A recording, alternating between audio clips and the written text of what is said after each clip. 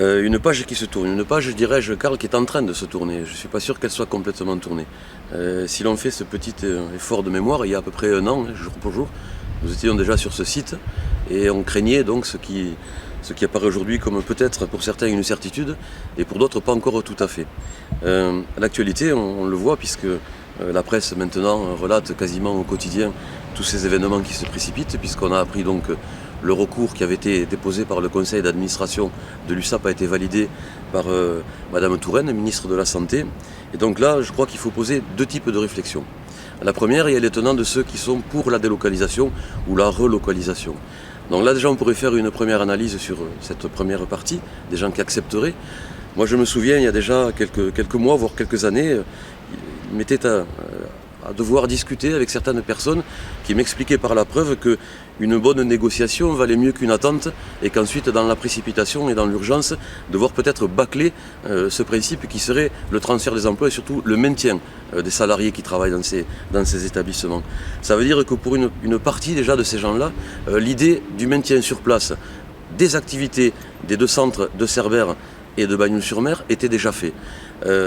Donc il est clair que si on pense que l'activité est liquidée sur le canton de la Côte-Vermeille, il faut déjà se mettre autour de la table et de savoir éventuellement comment on transfère les salariés, parce que là ça va être compliqué déjà dans ce cadre des transferts, puisqu'il faut savoir qu'on va sortir d'une convention collective pour aller vers du droit public. Ça veut dire qu'au cas par cas, il va falloir traiter le sujet de chaque salarié. Ça, c'est une première difficulté que l'on aurait. Et ensuite, éventuellement, le remplacement sur ces sites d'une activité qui viendrait donc en compensation. Aujourd'hui, ce qu'ils nous expliquent, les chantres donc de la délocalisation, disent qu'il y aura des mesures compensatoires. Sur les informations que l'on en a, et encore en date d'hier, nous avons discuté avec des salariés du centre de Pierrefitte, ce ne sont que des mesures encore qui n'ont été ni actées ni signées par personne. Ça veut dire que toutes les compensations qui sont avancées, à ce jour, elles ne sont pour l'instant pas abouties. On ne sait pas exactement de quoi il s'agit et sur quel site ces compensations iront. On est vraiment dans le cadre d'une opération tiroir. Sur quoi s'appuie-t-on exactement dans le cadre de cette délocalisation? Les arguments sont faibles, parce que s'il s'agit d'abord d'une qualité de soins et d'une technicité, cela ne peut pas être remis en cause. Ça, c'est le premier point. La qualité des soins sur ces sites et les espaces dans lesquels ils s'y trouvent, là non plus n'est pas contestable. Le savoir-faire, nous sommes sur des établissements qui ont une longue histoire, avec une vieille tradition. Donc l'argument, il n'est qu'uniquement, je dirais, sur une politique libérale, qu'elle soit de droite ou de gauche, c'est-à-dire des économies d'échelle. En fait, ce qui est assez étonnant quand même, puisque l'hôpital de Perpignan, c'est lui qui est le premier demandeur, pour justement rééquilibrer cette faiblesse ou ce déficit de lits à hauteur de 400, eh bien ils viennent chercher ce qui leur manque sur le canton de la Côte-Vermeille. Mais étrangement quand même, ils se servent dans ce qui est le plus intéressant. Les soins de suite, donc, la rééducation fonctionnelle et la cardiologie. L'hôpital de Perpignan ne se propose pas de récupérer la masse, par exemple. La masse, très généreusement, il nous la laisse. Tout simplement parce que les lits de masse, sur un point de vue budgétaire, ne sont pas aussi rentables, aussi juteux que peuvent l'être des lits donc, de rééducation ou de cardiologie. Donc il nous laisserait la masse. Et là, c'est cette fameuse opération tiroir, c'est-à-dire que on va sortir l'activité médicale de Pierrefitte pour la transférer sur l'hôpital de Perpignan, dans un premier temps, et ensuite on se proposerait, je le mets bien au conditionnel, de rapporter donc sur le site de Pierrefitte les lits de masse qui sont aujourd'hui à Bagnols. Ça veut dire qu'en clair, le grand perdant dans cette affaire-là, d'abord c'est Bagnols, parce qu'il ne reste plus aucune activité médicale, premièrement, et deuxièmement, Pierrefitte, là aussi par la mécanique ou l'effet domino de substitution des emplois, parce qu'on n'est pas sur un comparatif aujourd'hui d'un nombre de salariés qui, je crois, l'équivalent de 4 pour un lit sur Pierrefitte, qui passerait à 1,2 sur des lits de masse. Ça veut dire qu'on passerait, bon an, mal an, de 250 salariés à une cinquantaine de salariés sur le site de Pierrefitte.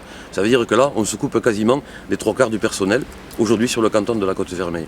Donc ça, pour moi, d'abord, c'est un point de vue du côté des salariés, parce que ça c'est les autres tenants, de ceux qui ne veulent pas partir, me paraît totalement inacceptable. Il y a la position des cadres, c'est vrai, qui nous explique donc que par le bon sens, il vaut mieux commencer à négocier maintenant. Et de l'autre côté, il y a les salariés qui défendent leur emploi. De quel côté se mettons-nous? Eh bien, c'est vrai que si on se laissait aller, on pourrait se dire l'activité médicale, elle est perdue pour nous, donc commençons à réfléchir à des mesures compensatoires. Mais moi, je crois qu'il est plus important pour nous de se mettre du côté des salariés. Il est évident qu'aujourd'hui, les gens qui se battent pour leur travail, il faut être à leur côté. Et pas uniquement que dans des propos, juste dans des périodes préélectorales, mais au quotidien. Ce combat peut être encore gagné. Moi, je le crois sincèrement. Il ne faut pas baisser les bras. Rien n'est définitivement encore signé.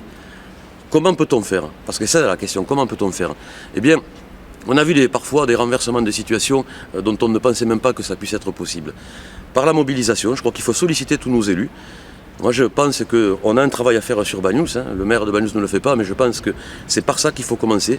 On devrait déjà sensibiliser la totalité de la population bagnoulenque par une grande réunion publique qui engloberait non seulement les personnes de la santé, mais avec les difficultés que l'on a sur la viticulture, sur le fret ferroviaire à Cerbère, sur la pêche ou les dockers à Port-Vendre. On pourrait faire une grande réflexion qui porte sur la totalité de l'emploi du canton de la santé, bien entendu, mais que l'on pourrait accompagner aussi sur les difficultés de la viticulture, qui pourraient être rejoints par les cheminots de Cerbère ou les pêcheurs et les dockers à Port-Vendre. Parce que là, il s'agit bien d'un véritable cataclysme. On parle d'une suppression de l'ordre de à peu près 500 emplois sur le canton de la Côte-Vermeille. Ce sont des emplois directs. En emploi indirect, on peut quasiment avoir un multiplicateur par 2. Donc ça touche aussi le monde du commerce, celui de l'artisanat, les services publics, le maintien de l'activité du collège de Port-Vendre ou des classes sur les 4 communes. Donc peut-être déjà, si chaque maire organise au sein de sa propre commune cette sensibilisation auprès de sa propre population. Ensuite, essayer d'avoir une espèce d'harmonie et d'une seule voix, les 4 maires parlant justement pour le même intérêt du canton de la Côte-Vermeille, qui pourra ensuite faire remonter ses revendications auprès du Conseil général et de la région. C'est-à-dire prendre le problème à l'envers. Plutôt que la décision ne descende pas du ministère de la Santé, mais remonte d'abord par les élus de base, les maires, le Conseil général, la région, forcément le député, et à partir de là, faire en sorte que les volontés des gens d'en bas soient prises en compte par nos représentants pour ensuite être tranchées et arbitrées par le ministre de la Santé. Ça me paraît d'une nécessité première et surtout d'une volonté politique que pour l'instant on n'a pas. Parce que si je reviens vers ce point de convergence que l'on pourrait avoir entre l'hôpital de Perpignan et l'USAP, il se trouve que finalement leurs intérêts sont communs. L'USAP, lui, était favorable à la délocalisation et il se trouve que dans le même temps, eh bien, l'hôpital de Perpignan était demandeur. En clair, il n'y a pas l'épaisseur d'un papier à cigarette entre la volonté de l'USAP et celle de l'intérêt de l'hôpital de Perpignan. Les grands absents de ce débat sont aujourd'hui les gens du canton de la Côte-Vermeille. On cite beaucoup d'exemples en termes de savoir-faire, de qualité donc et des prestations et du niveau de vie de ces patients. On oublie peut-être encore un autre élément, c'est le quotidien des gens.